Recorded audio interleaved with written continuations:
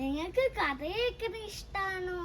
പണ്ട് പണ്ട് ഒരു കൊച്ചു ഗ്രാമത്തിൽ ഒരു കൊച്ചു കുടിലിൽ ഒരു ബാലൻ ജീവിച്ചിരുന്നു. അവന്റെ പേരാണ് കുട്ടൻ.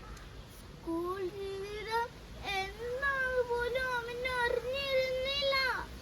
കഷ്ടപ്പാടും ദാരിദ്ര്യവും മാത്രം അവന് കൂട്ട്. ഒരു നേരത്തെ ആഹാരം പോലും കഴിക്കാൻ ഇല്ലാതെ ഇരുന്നവന് പഠിക്കാനുള്ള ആഗ്രഹം വളരെ വലുതായിരുന്നു.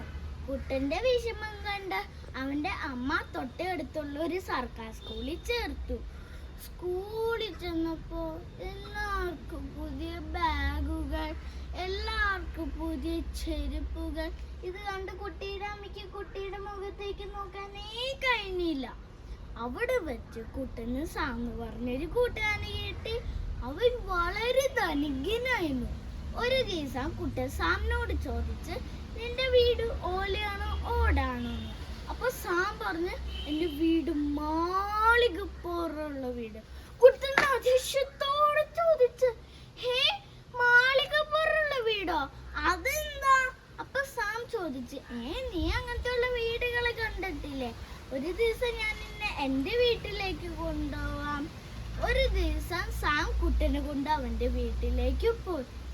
വീട് കണ്ടത് കുട്ടൻ ഞെട്ടിപ്പോയി. ഇതെന്താ കൊട്ടാരം പോലത്തെ വീടാണല്ലോ. അവൻ വാതിൽ തുറന്നത് ഇത് കണ്ട് കുട്ടൻ പേടിച്ചു പോയി. കുട്ടൻ നോക്കിയപ്പോ അതിന്റെ അകത്തൊരു വലിയൊരു വീട്, അതിന്റെ അകത്തൊരു വലിയ പട്ടിക്കുട്ടി, അതിന്റെ മുമ്പിൽ ഒരു വലിയ പാത്രം, അതില് നിറച്ചാഹാരം. ഇത് കണ്ട് കുട്ടന്റെ വയന് വെള്ളം വന്നു. ഒരു ദിവസം ടീച്ചർ ക്ലാസ്സിൽ വന്ന് കുട്ടികളോട് ചോദിച്ച്, നിങ്ങൾക്ക് ഭാവി ആരാകണം? ഇത് കേട്ടത് കുട്ടൻ ഉറക്കെ വിളിച്ചു പറഞ്ഞ്, എനിക്ക് സാറിന്റെ വീട്ടിലുള്ള ഒരു പട്ടിക്കുട്ടി ആയാൽ മതി. ഇത് കേട്ടത് എല്ലാരും ചിരിക്കാൻ തുടങ്ങി.